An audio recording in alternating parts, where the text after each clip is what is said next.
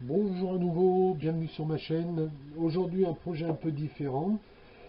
Alors je vais changer le format vidéo. Vous me direz ce que vous en pensez en commentaire si ça vous dérange pas. Donc pour ce faire j'ai fait une petite vidéo rapide pour répondre à un abonné qui me demandait comment prendre la main. Est-ce qu'il y avait quelques astuces ou quelques trucs? Je dirais que non, il faut s'entraîner. Et ne voulant pas gaspiller du bois, il me dit comment on peut faire. Je suis débutant, en gros, voilà. Donc moi je vous propose de faire un petit projet d'un petit meuble 4 tiroirs. Voilà, donc ça gaspille de rien, hein. Juste une chute de bois, puis on retaille ça dedans. Donc voilà, donc le but étant de faire un meuble 4 tiroirs avec une tolérance de moins de 2 dixièmes de partout. Donc de là, ici, là, moins de 2 dixièmes. Donc voilà ce que je voulais dire. En fait, ça a été un bon prétexte pour présenter le nouveau format vidéo. Donc voilà, eux en taille, hein, ça fait pas grand chose, hein, c'est vraiment le petit, hein, c'est vraiment un petit meuble, on peut pas faire grand chose. Voilà, donc je fais un format vidéo différent. Je vais vous laisser regarder ça et vous regardez en commentaire. Alors tout est fait avec une scie circulaire sous table, quelques outils de ponçage. J'ai utilisé un peu la défonceuse sous table pour, enfin j'expliquerai ça dans le commentaire en voix off. Allez, à tout de suite. Donc on va commencer par refendre un bout de bois, donc un côté 11 mm, un côté 5 mm. Ça fera les côtés et le fond. Donc là on va passer au débit du bois, donc au tronçonnage hein, en quelque sorte. Voilà, là il n'y a pas de problème particulier. On regarde si tout va bien. Donc là on va faire une opération de rainurage comme décrit dans les précédentes vidéos. Donc là, on travaille sur du très fin, donc attention au doigt, on pousse avec un bout de bois. Donc, il n'y a pas de problème particulier jusque-là. D'ailleurs, on va contrôler, là, comme c'est pas passé à la raboteuse, donc il faut quand même tout contrôler avant pour pas avoir de surprise. Donc, maintenant, le fond a été coupé. On va faire la séparation horizontale, un petit coup à la défonceuse pour enlever les fibres de fond pour qu'il y ait un assemblage parfait. Enfin, parfait, entre parenthèses. Voilà, donc une fois que vous en êtes là, il ne reste plus qu'à faire l'étagère horizontale en quelque sorte, hein, pour diviser en 4 morceaux.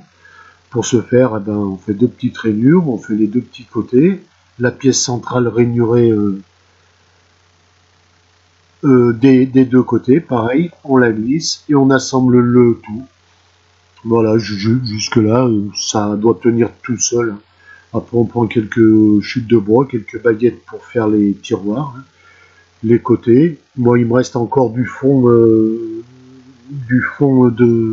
meubles pour faire les fonds de tiroirs. Donc, j'ai récupéré tout ça. Ça va nous faire 4 petits tiroirs sympas.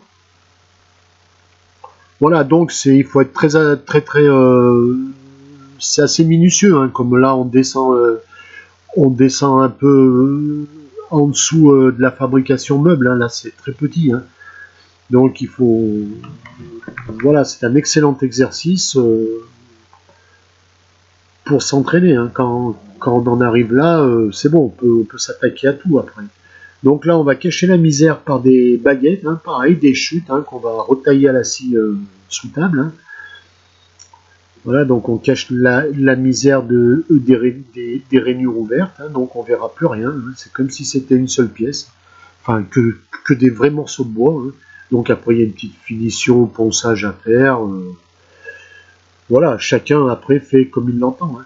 Alors pour les poignées, moi j'ai pris des morceaux de tourillon que j'ai refendus, ça me fait des petites poignées, enfin des petits boutons de tiroir. Là j'ai fait un peu le boulet, là j'en ai fait un plus grand que les autres, mais bon. Là, à ce niveau, pareil, hein, il faut cacher derrière, cacher les ouvertures de rainure, hein, parce que ça fait pas très beau, hein. Donc ça, je devais pas le faire, mais comme on va récupérer, une de mes filles veut récupérer le petit meuble qui était destiné à la déchetterie, veut le récupérer, donc là, je suis obligé d'aller en finition. Remarquez, ça tombe bien.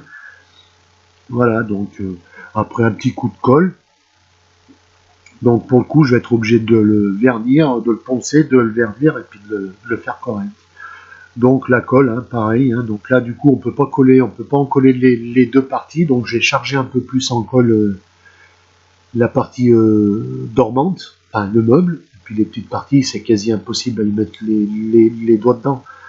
Donc là, avec un petit pinceau, on vient foutre de la colle. Et puis tranquillement, eh ben,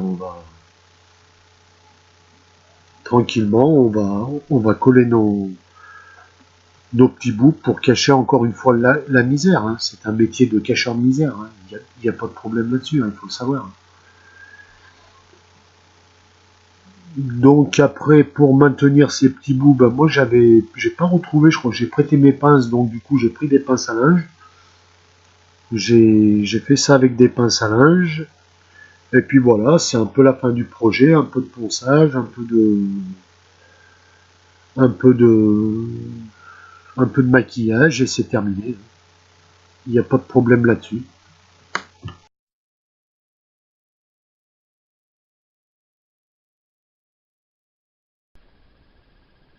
Donc s'il y a des questions, eh ben, n'hésitez pas. Normalement, c'est bon. Toutes les vidéos sur l'usinage sont déjà sur la chaîne. Je peux revenir dessus en commentaire, il n'y a pas de souci. Voilà, donc c'est vraiment le petit projet pour se faire la main sans gaspiller de bois. Voilà. Voilà le but de la vidéo. C'est intéressant à faire. Hein. Si on arrive à faire ça, ben, on peut arriver à faire plus grand. Hein. C'est la base. Hein. Donc le premier projet étant la petite boîte qui est sur la chaîne. Et puis après, voilà, on peut compliquer un petit peu les choses. Voilà. Donc ça n'a pas d'utilité vraiment. Je sais pas ce qu'on va pouvoir faire. C'était voué à la déchetterie. Ma fille me l'a demandé pour je sais pas quoi faire. Donc je lui laisse. Allez, à bientôt.